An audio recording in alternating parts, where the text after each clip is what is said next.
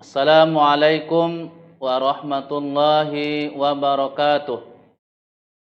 Alhamdulillahi rabbil alamin. Wassalatu wassalamu ala asrafil anbiya'i wal mursalin wa ala alihi wa ashabihi ajma'in. Ashhadu an la ilaha illallah wahdahu la syarikalah wa ashhadu anna Muhammadan abduhu wa rasuluh la nabiyya ba'dah. Alhamdulillah, segala puji hanya milik Allah Subhanahu wa taala. Salawat dan salam kepada baginda Rasulullah sallallahu alaihi wasallam. Allahumma salli ala sayyidina Muhammad wa ala ali sayyidina Muhammad. Assalamu alayka ya Rasulullah. Sahabat Kafah rahimakumullah. Alhamdulillah, hari ini buletin Kafah nomor 166, 20 Rabiul Awal 1442 Hijriah. Bertepatan tanggal 6 November 2020 Masehi, kembali hadir dengan judul Wajib Membela Kehormatan Nabi Muhammad sallallahu alaihi wasallam. Sahabat Kafah rahimakumullah, seperti kita ketahui bersama, pada tanggal 2 September 2020, majalah Charlie Hebdo kembali menerbitkan karikatur penghinaan kepada Nabi Muhammad sallallahu alaihi wasallam. Bukan kali pertama pula majalah sayap kanan ini menghina Nabi Muhammad SAW dan ajaran Islam. Walaupun mendapatkan banyak kecaman dari berbagai negara, nyatanya pemerintah Perancis mendukung ulah majalah tersebut.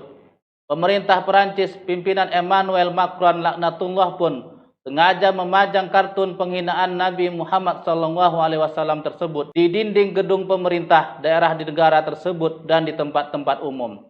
Tak hanya itu, Islamofobia kronis yang dihembuskan penguasa Perancis telah menyulut kebencian warganya terhadap kaum muslim. Hingga pada tanggal 18 Oktober 2020 terjadi peristiwa penusukan pada 2 orang muslimah di bawah Menara Eiffel. Mereka ditikam beberapa kali hingga menembus paru-parunya hanya karena mereka berhijab. Bahkan pelaku menyebut muslimah tersebut dengan panggilan orang Arab kotor. Prancis saat ini menjadi musuh bersama bagi umat Islam di seluruh dunia. Demonstrasi menentang Prancis, Charlie Hebdo dan Macron marak di sejumlah negara. Pantas, bahkan wajib umat Islam di seluruh dunia marah. Sahabat Kafah rahimakumullah, wajib bagi kita mengagungkan Rasulullah sallallahu alaihi wasallam. Iman pada kenabian Muhammad sallallahu alaihi wasallam wajib diikuti dengan mencintai dan memuliakan sosoknya. Cinta seorang muslim kepada beliau harus di atas cinta kepada yang lain, bahkan dirinya sendiri. Nabi Muhammad sallallahu alaihi wasallam bersabda, "La yu'minu ahadukum hatta akuna ahabba ilaih min walidihi wa waladihi wan nasi ajmain." Yang artinya, belum sempurna iman salah seorang di antara kalian hingga ia menjadikan aku lebih dia cintai daripada orang tuanya, anaknya dan segenap manusia. Hadis riwayat Al-Bukhari. Mencintai Nabi SAW hukumnya fardu. Bagaimana penuturan sahabat Abdullah bin Hisham radhiyallahu an, kami pernah mengiringi Nabi Muhammad SAW. Beliau menggandeng tangan Umar bin Khattab radhiyallahu an. Kemudian Umar berkata, "Wahai Rasulullah, sungguh engkau sangat aku cintai melebihi apapun selain diriku." Baginda Nabi Muhammad SAW menjawab, "Tidak, demi yang jiwaku berada di tangannya, hingga aku sangat engkau cintai melebihi dirimu sendiri." Lalu Umar berkata kepada beliau, "Sungguh, kalau begitu sekarang, demi Allah, engkau sangat aku cintai melebihi diriku sendiri." Beliau lalu bersabda, "Sekarang baru engkau benar, wahai Umar." Hadis riwayat Al-Bukhari. Sahabat Kafah rahimakumullah, Allah Subhanahu wa taala pun mengancam dengan azabnya yang sangat keras kepada siapa saja yang cintanya kepada Rasulullah sallallahu alaihi wasallam terpalingkan oleh kecintaan kepada yang lain. Ini bisa kita lihat di Quran surah Taubah ayat 24. Di sisi lain, banyak keutamaan yang kelak Allah Subhanahu wa taala berikan untuk siapa saja yang mempertahankan mahabbah, cinta kepada Allah dan nabinya di atas segalanya. Di antaranya, mereka kelak akan dikumpulkan bersama beliau di surganya.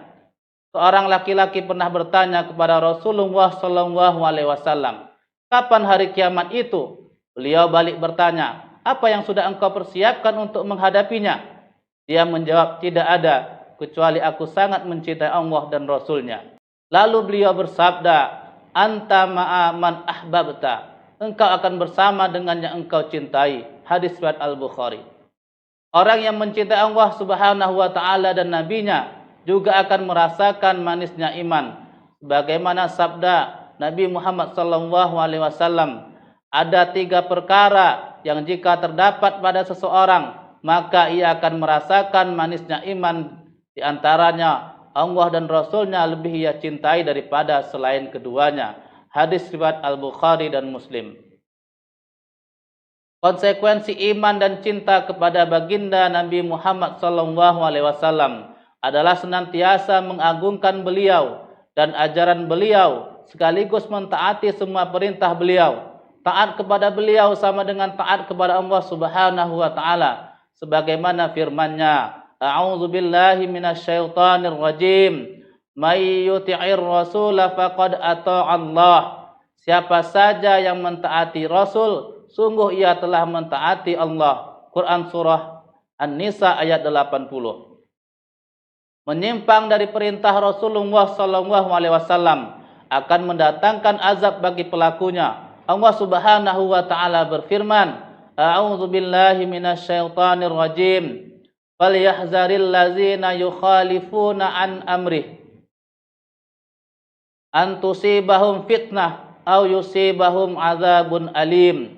Yang artinya, hendaklah orang-orang yang menyalahi perintah Rasul takut akan ditimpa cobaan atau ditimpa azab yang pedih. Quran surah An-Nur ayat 63. Terkait itu, Abu Bakar radhiyallahu an pernah berkata, aku tidak membiarkan satupun yang Rasulullah SAW amalkan, kecuali aku amalkan juga. Karena aku takut jika aku meninggalkan perintahnya sedikit saja, aku akan menyimpang. Ibnu Battah rahimahullah tatkala mengomentari perkataan Abu Bakar radhiyallahu an di atas mengatakan, inilah wahai saudaraku, orang yang paling jujur seperti ini saja masih merasa takut dirinya akan menyimpang jika dia menyelisih sedikit saja dari perintah Nabi Muhammad SAW. Alhasil, jelas setiap muslim wajib selalu mengagungkan Rasulullah SAW sekaligus mentaati semua perintahnya. Sahabat kafah rahimakumullah, karena kedudukan baginda Rasulullah SAW yang sangat agung ini di sisi Allah Subhanahu wa taala, tindakan menista, istihza, kemuliaan beliau adalah haram dan termasuk dosa besar.